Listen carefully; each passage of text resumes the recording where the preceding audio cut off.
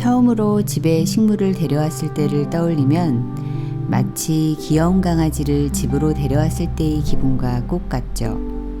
설레고 두근거리는 마음에 온종일 바라보고 이리 났다 저리 났다. 조금이라도 더 좋은 자리를 찾아주려고 안절부절. 사실 어떤 자리가 더 좋은지 잘 알지도 못하면서 해가 잘 드는 창가라면 틀림없을 거라는 막연한 생각뿐이었죠. 그리고 행여 목이 마를까 물도 참 부지런히 주죠. 이렇게 애지중지 시간이 지나고 그럼에도 시들시들 뭔가 이상해져가는 모습을 보면서 차츰 깨닫게 되는 거예요. 사랑하는 마음만으론 부족하다는 걸 말이죠.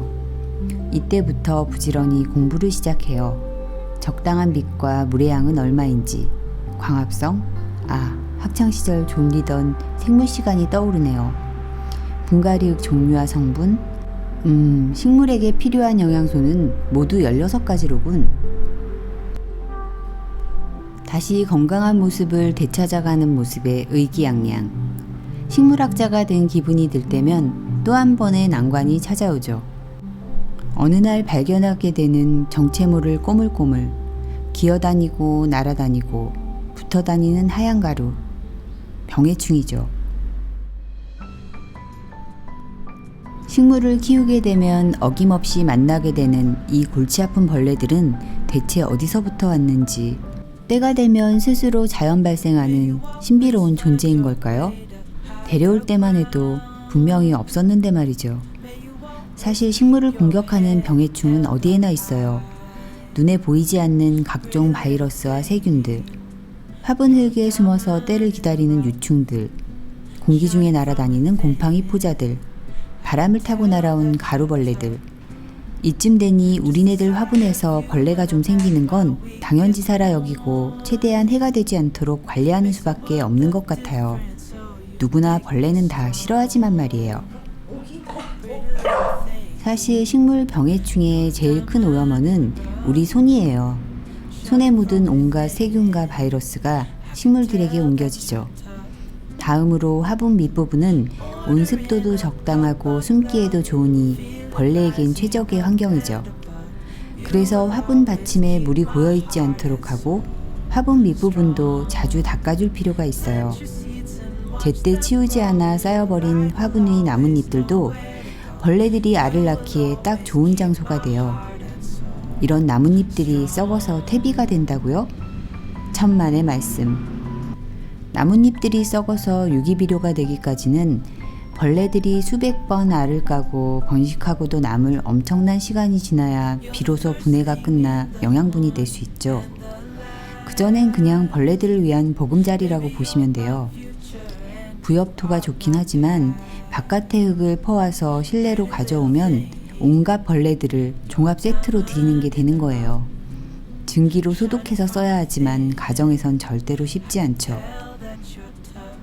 또 그 밖에 달걀 껍질, 과일 껍질, 우유 찌꺼기 등등 각종 유기물들, 우수한 무기질 비료들이 너무 많은데 굳이 이런 음식 찌꺼기들로 벌레들을 불러들일 필요는 없겠죠.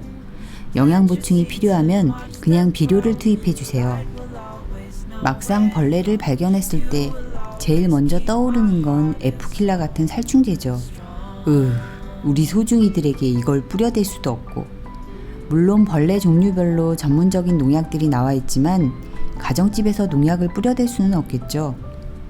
대안으로 대형마트나 원예용품점에서 볼 수 있는 친환경 살충제 종류가 있긴 해요.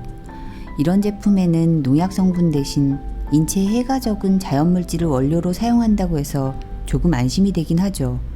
대신 여러 번 반복해서 사용해야 효과가 좀 있는 듯 했고, 제품에 따라선 식물에 얼룩과 끈적임이 남는 경우도 있었죠. 농촌진흥청에서 개발해 보급하는 친환경 약재 제조법도 알아두면 좋죠. 난황류 같은 게 대표적이에요. 난황류는 계란 노른자에 콩기름 같은 식물성 유지를 섞어서 만드는데 응애하고 진딧물 같은 벌레에 효과가 있다고 해요. 자세한 제조법이 농사로 사이트에 나와 있으니까 한 번쯤 시도해 보세요. 친환경 약재들에는 공통적으로 들어있는 성분이 있는데 바로 식물성 오일과 계면활성제죠. 오일 성분은 벌레들 몸에 기름막을 덮어서 숨쉬기 어렵게 만드는 거고, 계면활성제는 쉽게 말하면 비누 같은 세정제인데요. 벌레들 껍데기를 녹이는 역할을 해요. 바이러스와 세균 그리고 아주 작은 벌레들은 껍데기가 얇은 단백질로 되어 있어서 계면활성제로 쉽게 녹아버리거든요. 시중에 판매되는 친환경 약재들도 사실 알고 보면 이런 식물성 오일과 계면활성제를 섞어 놓은 제품들인 거죠. 제조사마다 사용한 오일과 계면활성제 종류 그리고 약간의 첨가물만 다를 뿐이죠. 이쯤 되니 아이디어가 떠올라요. 그렇다면 우리도 직접 친환경 약재를 만들어 볼 수 있지 않겠어요? 식물성 오일은 종류가 참 많죠. 요리용 오일들 뿐만 아니라 화장품용으로 나온 각종 식물 추출 오일들도 무척 다양해요. 그러고 보니 신기해요. 식물에서 추출한 물질이 식물을 보호하는 약재로 쓰인다니. 아, 여기 베이킹소다가 있네요. 이것도 친환경 약재가 될 수 있어요. 흰가루병이나 곰팡이들에게 효과가 있죠. 예전에 일본에서 유명하다는 흰가루병 약재를 비싼 돈 주고 산 적이 있었어요. 한참 사용하다 성분명을 보니 소듐 바이카보네이트, 다른 말로 탄산수소 나트륨, 즉 베이킹소다란 얘기죠. 유명 약재들도 사실 별거 없던 거죠. 그때부터 라밀트로는 저만의 레시피를 찾기 시작했어요. 이런저런 제품들을 섞어서 실험해 보다가 어느 날 문득 이 물비누는 오일하고 계면활성제가 같이 섞여 있는 건데, 성분을 자세히 보니 이런저런 종류의 식물 추출 오일들, 해가 될 만한 성분도 없고, 이 물비누는 아주 적은 양으로도 거품이 많이 나고 순하기로 유명한 제품이죠. 우선 분무기를 준비해요. 구멍이 잘 막힐 수 있어서 천원샵 같은 데서 파는 저렴한 걸 고르세요. 그리고 물비누를 손톱만한 정도 분무기에 넣은 다음 물을 채우고 잘 흔들어서 섞어주세요. 사용해보니 이 물비누 약재는 식물에게 해는 끼치지 않고 특히 응애하고 총체벌레 퇴치에 좋았어요. 칼라데아드라고 호주에서 온 아카시아 종류들은 특히 응애가 잘 생기고, 알로카시아 필로덴드론들은 총체가 잘 생기죠. 벌레가 생긴 식물 전체에 잘 뿌려주시는데 특히 잎사귀 뒷면에 꼼꼼히 뿌려주세요. 그리고 거품이 있더라도 당장은 물로 헹궈내지 말고 그대로 두세요. 시간이 지나면 물기와 거품은 말라 사라지죠. 약간의 번들거림과 얼룩이 남긴 하지만 이 다음에 물을 주다 보면 씻겨져 나가서 다시 깨끗해지니까 걱정할 건 없어요. 이 방법은 제가 찾은 응애랑 총체 퇴치에 가장 안전하고 효과적인 방법이었어요. 하지만 깍지벌레나 뿌리파리, 흰가루, 곰팡이 같은 데는 그닥 효과가 없었죠. 꼭 이 물비누 아니더라도 비슷한 다른 제품들도 효과가 있을 테니 가지고 계신 제품으로 테스트를 해보세요. 깍지벌레는 온습도 밸런스가 깨졌을 때 잘 생기는 것 같아요. 크로톤 종류엔 특히나 잘 생기고, 고무나무들, 클루시아, 아비스들에도 잘 생기는데, 이런 식물들은 습도가 조금 부족하거나 하면 엄청난 깍지벌레가 출현하고 급기야 식물을 살리기 어렵게 돼요. 어린 격가지나 새순 뒷면은 특히 잘 살펴봐야 되죠. 깍지벌레는 번지기 시작하면 퇴치가 가장 어려운 벌레예요. 심지어 전문 농약으로도 잘 안 죽기 때문에 친환경 약재 같은 걸로는 어림도 없고, 손으로 일일이 떼주거나 센 물살로 떨어뜨리는 게 그나마 할 수 있는 방법이어서 초기에 적극적으로 퍼지는 걸 막아야 하죠. 날아다니는 뿌리파리는 식물을 키우면서 가장 흔하게 볼 수 있는 벌레지만 개체수가 그리 많지 않다면 크게 염려할 필요는 없어요. 많이 알려진 비오킬이란 살충제도 효과가 좋고 전문 농약들도 나와 있어요. 하지만 어떤 걸 사용해도 완전 박멸까지는 어렵더라고요. 새로 들이는 식물에서 다시 옮겨오는 경우가 많기 때문에 이 벌레들은 그냥 좀 그러려니 하면서 너무 많아지지 않도록 관리해주는 게 스트레스가 덜할 거예요.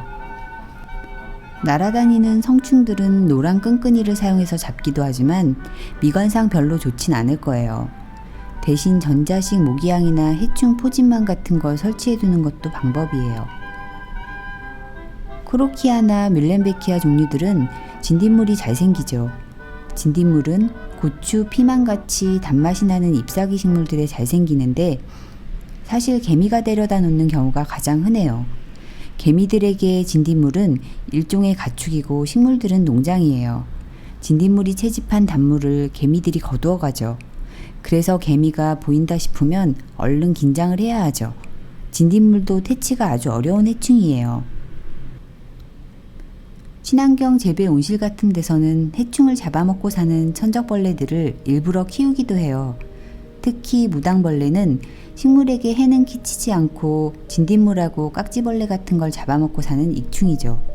귀여운 무당벌레를 데려다 화단에 두어보는 것도 재미있는 경험일 거예요. 다만 얼마 안 가 어디론가 사라져버리기 일쑤죠.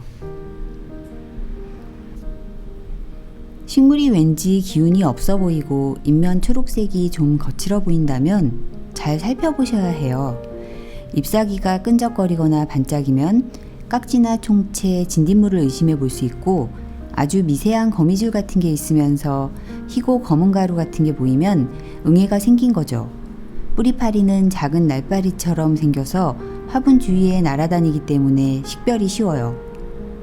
무슨 벌레든 초기에 수가 적을 때는 털어내거나 물샤워만 해줘도 잘 없어지는 편이니까 처음부터 약재를 쓰지는 마세요.